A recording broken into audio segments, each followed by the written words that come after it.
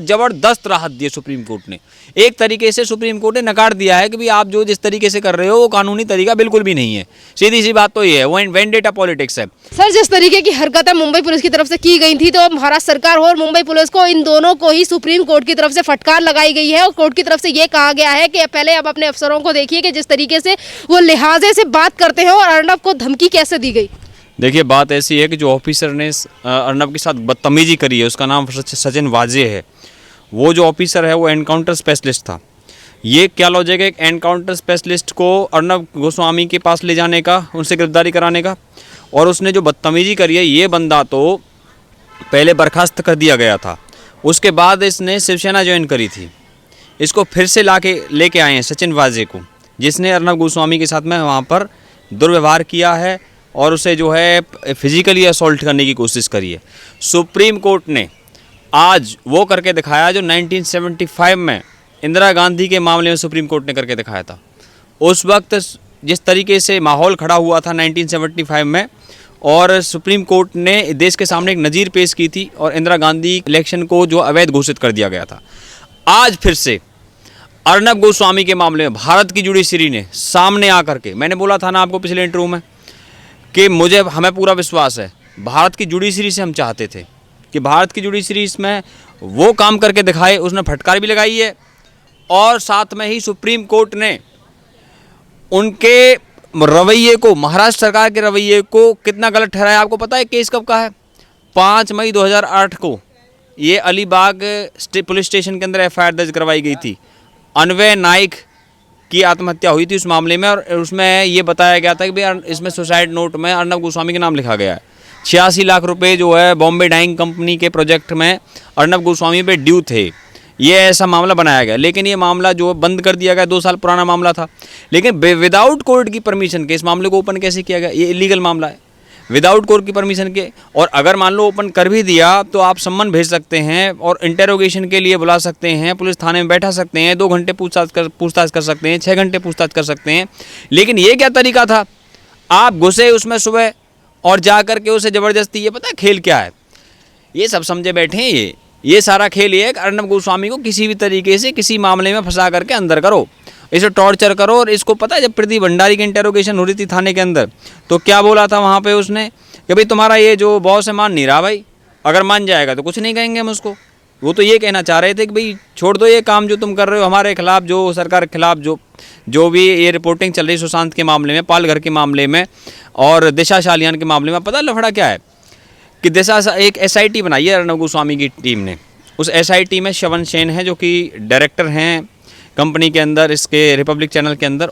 और वो SIT क्या कर रही है, वो जांच कर रही है दिशा की केस के लिए। सैयद सुहेल को इन्होंने अपना रिप्रेजेंटेटिव बनाया, सैयद सुहेल है जो चैनल के अंदर। और आपको जानकारी में ये हो चुका है कि भाई जो इन पे केस बनाने के लिए इन्होंने सारा प्री प्लान किया हुआ है। हरीश साल्वे इनके एडवोकेट हैं। किन के एडवोकेट हैं? अर्नब गोस्वामी जी के। हरीश साल्वे कैसे आदमी है? ये बंदा जो है, जो इंटरनेशनल कोर्ट ऑफ जस्टिस है ना, उसके अंदर कुलभूषण जाधव जो कि पाकिस्तान के अंदर भारत के नेवी के ऑफिसर रहे हैं, उनके लिए जो वकील बने थे वहाँ पे। हरीश साल्वे की बात बता रहा हूँ। अब हरीश साल्वे बहुत प्रेस्टिजियस नाम है। मुझे पहले यकीन था, मैंने तो पहले भी, क्योंकि व्यूवर्स बहुत नेगेटिव हो रहे थे, मुझे पता था कि भाई भारत की जुडिशरी जो सुप्रीम कोर्ट, जब ये मामला जाएगा तो सुप्रीम कोर्ट ने पहले फटकार लगाई थी। हमें यकीन था कि सुप्रीम कोर्ट इसके अंदर महाराष्ट्र सरकार को फटकार भी लगाने वाला है और उनको जो है राहत देने वाला है। आज ज़बरदस्त राहत दी सुप्रीम कोर्ट ने। एक तरीके से सुप्रीम कोर्ट ने नकार दिया है कि भाई आप जो जिस तरीके से कर रहे हो वो कानूनी तरीका बिल्कुल भी नहीं है। सीधी सी बात तो ये है, वो वेंडेटा पॉलिटिक्स है। अब मामले तो सारे इतने हो रहे हैं इन पे लगातार केस। अब देखिए संदीप सिंह ने 200 करोड़ का केस ठोक दिया इस पे, मानहानि का किस पे, अर्नब गोस्वामी पे।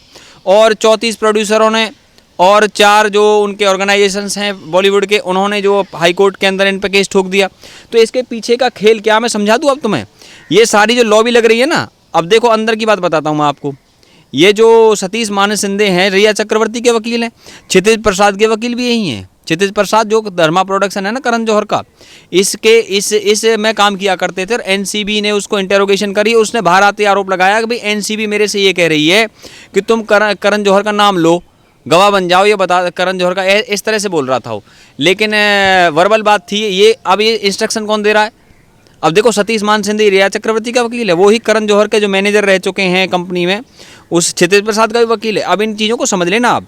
और बता दूं मैं आपको, देखो कोर्ट की बात चल रही है तो इसमें प्रेस की फ्रीडम के लिए आर्टिकल 19(1)(a) है, जो ये कहता है कि आपको इस देश में फ्रीडम ऑफ एक्सप्रेशन है, इसके लिए आप कहीं भी कुछ भी आपको बात कहने का हक है।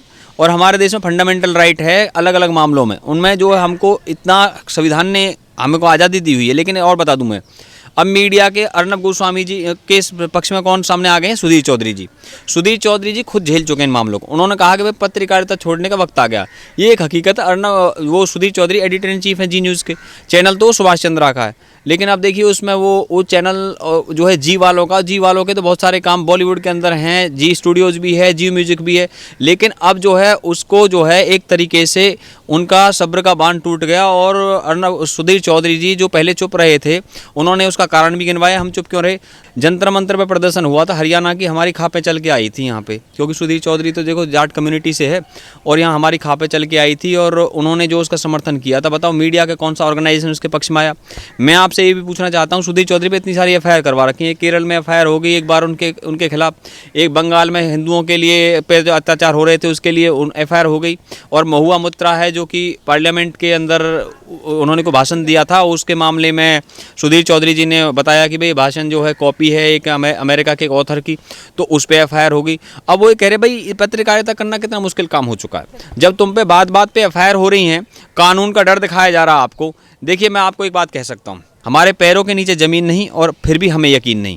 और मैं आपको एक बात बता देना चाहता हूँ, देखो नेगेटिव होने की तो कोई ज़रूरत नहीं है, इससे भी बुरे दिन इस देश ने देख रखे हैं। इमरजेंसी लगी थी, इमरजेंसी में तो इंडियन एक्सप्रेस को बंद कर दिया, स्टेट्समैन पे जो है बंद कर दिया। भारत की सारी प्रेस जो है कैसे छापा करते थे, कहीं पे चुपचाप, कहीं प्रिंटिंग प्रेस चुपचाप छाप करके और मार्केट में जा करके उसके होर्डिंग बना करके वो पोस्टर बना करके लोगों को न्यूज़ बांटते थे। संजय गांधी ने इतना सारा मामला कर रखा था उस टाइम पे। लेकिन मैं आपको बता दूं, देखिए चक्कर क्या हो रहा है इस देश के अंदर कि जब प्रेस के लोग अशोक श्रीवास्तव यहाँ दूरदर्शन के उनके समर्थन में आए। और मैं आपको एक बात और बता दूं, अर्नब गोस्वामी जी एक ऐसे व्यक्ति हैं, उन्होंने देख राजदीप सरदेसाई के साथ काम किया था, लेकिन अब देखो राजदीप सरदेसाई किधर है, वो तेरा ध्यान किधर है भाई, तेरा हीरो इधर है। आज तो तुम्हारा हीरो जो है हमारे देश का हीरो है अर्नब गोस्वामी, उसके साथ में क्या किया जा रहा है। और नवाब मलिक ने क्या बोला था? नवाब मलिक ने कहा था कि मुझे तो ये डर है कि अर्नब गोस्वामी कहीं सुसाइड ना कर ले। देखो कैसी बात कर रहे हैं, ये स्टिंग ऑपरेशन में उसने ऐसी बात कही थी। इसका मतलब क्या है? देखो क्या ये घिर चुके हैं। महाराष्ट्र की सरकार जो है इस समय वहाँ पर ऐसे हालात हैं कि राष्ट्रपति शासन लगाने के लिए वहाँ परिस्थितियाँ बनी हुई है पूरी। सर यहाँ पे मेरा एक लास्ट सवाल, इन सारी चीज़ों से लेकर के जिस तरीके से स्टिंग ऑपरेशन हुए थे, चीज़ें सारी निकल के सामने आ चुकी हैं और आज जो सुप्रीम कोर्ट ने इन्हें फटकार लगाई है उसमें ये भी कहा है कि आप किस तरीके से धमकी दे सकते हो। जो इनकी पुलिस अधिकारियों की तरफ से ये कहा गया है कि अर्नब गोस्वामी को जेल में बिताना पड़ेगा दिवाली का दिन भी। देखिए ऐसा इस देश में बड़े बड़े क्रांतिकारियों ने जेल की यात्राएँ करी हैं। अर्नब गोस्वामी जी तो पहले ही कह चुके हैं मैं जेल जाने के लिए तैयार हूँ। मैंने 13 अक्टूबर को उनके समर्थन में एक दिन का धरना दिया था जंतर मंतर पे, और वो धरना दिया और उसमें देश के सोशल एक्टिविस्ट लोग भी आए और आप लोग भी आए। वो इसलिए था क्योंकि देखिए इन लोगों ने जो है अति कर दी है। मैं आपको बताऊं, अब इन्होंने उनका जीना मुश्किल कर दिया उनका। कौन सा मामला रिपब्लिक उठाए बताइए मुझे आप? हाथरस के मामला रिपोर्ट किया उसने, पालघर का मामला रिपोर्ट किया, सुशांत सिंह राजपूत का मामला रिपोर्ट किया उन्होंने तो बल्कि सुनंदा पुष्कर थरूर के मामले में जो उनके हस्बैंड थे शशि थरूर, हाई कोर्ट से जो है रोक लगवा दी इनकी रिपोर्टिंग पे रिपब्लिक टीवी की। मैं आपको और कितने सारे मामले बता सकता हूँ। लेकिन पता लफड़ा क्या हो रहा है, इतने सारे जो मीडिया ऑर्गेनाइजेशंस देश के अंदर चलते हैं, आज भारत की जुडिशरी को सामने आना पड़ा। डरने की बिल्कुल ज़रूरत नहीं है। अर्नब गोस्वामी इस देश के हीरो हैं। इन भैया जो ऐसे फालतू की चीज़ें जो कर रहे हैं ना, ये देश के एक एक आदमी की समझ में आ चुकी है। ऐसा तो है नहीं भाई तुम वहाँ क्या करोगे, मतलब जान से मार दोगे अर्नब गोस्वामी को? तुम बताइए आप मुझे। वो जेल के अंदर आप उसे रख लिया, कोई बात नहीं, उसने पुलिस कस्टडी मांगी थी इन लोगों ने ताकि हम टॉर्चर करेंगे, उसको मारेंगे, पीटेंगे, मेंटली टॉर्चर करेंगे, लेकिन नहीं दी कोर्ट ने जुडिशियल कस्टडी दी है उसको। जुडिशियल कस्टडी न्यायिक हिरासत है और 14 दिन वहाँ रहेगा कि वो इस चक्कर में है कि इसका दिमाग ठीक कर देंगे हम, ऐसा माइंड चला रहे हैं। अरे दिमाग तो ऑलरेडी ठीक है भाई उसका। वो तो जो है मुझे बताओ नेशनलिस्ट है, एक आर्मी के ऑफिसर का बेटा है, कोई ऐसे वैसे तो अर्नब गोस्वामी है नहीं। खुद हमने जो है उसका इमोशनल साइड देखी हुई है। और जो है अर्नब गोस्वामी जी तो एक ऐसे व्यक्ति रहे हैं पूरी लाइफ में, इतनी न्याय की लड़ाई लड़ी है। मीडिया के लिए लड़ा उसने, लंदन के अंदर इवेंट हुआ, मीडिया के लिए लड़े, वहाँ सब मीडिया वालों के पक्ष में बोले और पूरे वेस्टर्न मीडिया को उसने आईना दिखाया था। अर्नब गोस्वामी डरते ही नहीं किसी से, आज तक नहीं डरे किसी से, वो परवाही नहीं करते। उन पर दुनिया भर के लोग आरोप लगाते रहते हैं, ये कहते हैं भाई ऐसी स्टाइल है उनकी, कोर्ट लगाते हैं वो तो। अरे भैया कोर्ट क्या लगाते हैं आप? जब अन्याय इतना ज़्यादा हो रहा है कि कोई एफआईआर भी नहीं हुई सुशांत के मामले में। जब एफआईआर भी नहीं हुई तो फिर अर्नब गोस्वामी क्या करे? देश के लोगों ने कमेंट कर करके बोला अर्नब को भैया आवाज़ उठाइए, तो फिर अर्नब क्या करे जब देश के लोग डिमांड कर रहे हैं?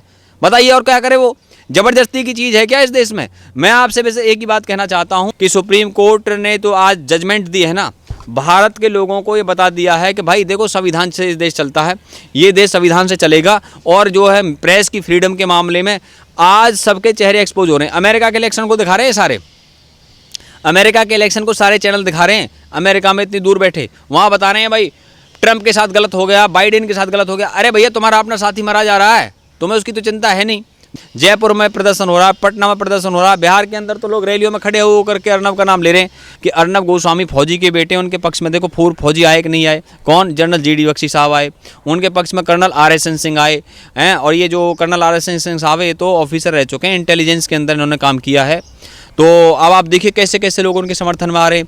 पूर्व DGP आ गए, पूर्व जस्टिस आ गए, 34 अलग अलग मिनिस्टर बोल चुके हैं, अलग अलग नेता बोल चुके हैं। बीजेपी की प्रेस कॉन्फ्रेंस हुई है, जब सड़क पे आंदोलन है, जो है जुडिशरी के अंदर जो नाराजगी, मुझे बताइए भारत के जितने भी पिलर हैं, जुडिशरी है जैसे कहते हैं कार्यपालिका, विधायिका, और ये सब के सब एक होकर के अर्नब गोस्वामी के पक्ष में खड़े हैं। इसलिए अर्नब गोस्वामी की डरने की जरूरत नहीं, देश के लोगों को डरने की जरूरत नहीं। और हम फिर से जंतर मंतर पे दोबारा बैठना पड़े दोबारा बैठेंगे, सड़क पे आंदोलन चलाना पड़े दोबारा करेंगे, लेकिन अर्नब गोस्वामी को अकेला नहीं छोड़ेंगे। और ना छोड़ा है कभी अकेला। और जो कितना भी कोई शक्ति लगा ले, कितनी ताकत लगा ले, लेकिन कहते हैं कि इस जोर जुल्म की टक्कर में संघर्ष हमारा नारा है। और जो अब भी जिसका खून ना खौले, खून नहीं वो पानी है, और जो देश के काम ना आए वो बेकार जवानी है।